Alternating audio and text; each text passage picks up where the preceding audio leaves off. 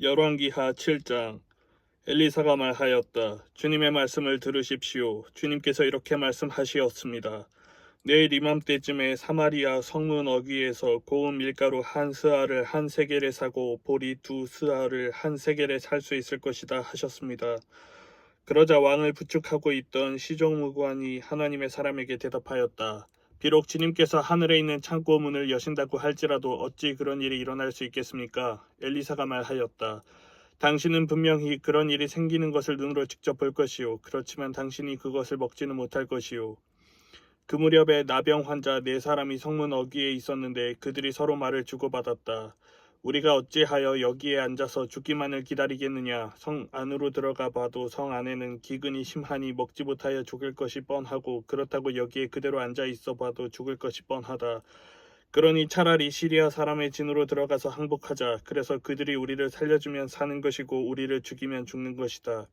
그리하여 그들은 황혼 무렵에 일어나서 시리아 진으로 들어갔는데 시리아 진의 끝까지 가보았지만 어찌 된 일인지 그곳에는 한 사람도 보이지 않았다. 주님께서 시리아 진의 군인들에게 병거 소리와 군마 소리와 큰 군대가 쳐들어오는 소리를 듣게 하셨기 때문에 시리아 군인들은 이스라엘 왕이 그들과 싸우려고 헷 족속의 왕들과 이집트의 왕들을 고용하여 자기들에게 쳐들어온다고 생각하고는 황혼역에 일어나서 장막과 군마와 나귀들을 모두 진에 그대로 남겨놓은 채 목숨을 건지려고 도망하였던 것이다.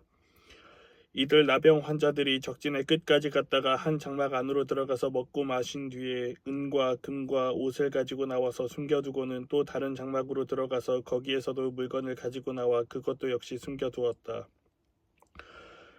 그런 다음에 그들은 서로 말하였다. 우리들이 이렇게 하는 것은 올바른 일이 아니다. 오늘은 좋은 소식을 전하는 날이다. 이것을 전하지 않고 내일 아침 해 뜰 때까지 기다린다면 벌이 오히려 우리에게 내릴 것이다. 그러니 이제 왕궁으로 가서 이것을 알리도록 하자. 그리하여 그들은 성으로 돌아와 문지기들을 불러서 알려주었다. 우리들은 지금 시리아 진에서 오는 길인데 그곳엔 사람은커녕 인기척도 없으며 다만 말과 나귀만 묶여있을 뿐 장막도 버려진 채 그대로 있습니다. 이 말을 들은 성문지기들은 기뻐 소리치며 왕궁에 이 사실을 보고하였다. 왕은 밤중에 일어나서 신하들과 의논하였다. 시리아 사람들이 우리에게 이렇게 한 것이 무슨 뜻이겠소? 내 생각에는 그들이 분명 우리가 못먹어 허덕이는 줄 알고 진영을 비우고 들에 숨어 있다가 우리가 성 밖으로 나오면 우리를 생포하고 이 성 안으로 쳐들어오려고 생각한 것 같소. 그러자 신하 가운데 하나가 의견을 내놓았다.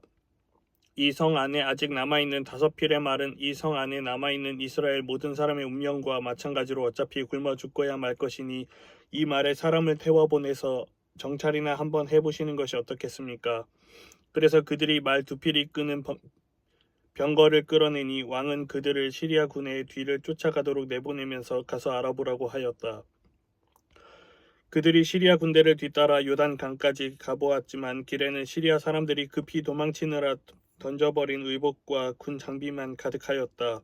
군인들은 돌아와서 이 사실을 왕에게 보고하였다.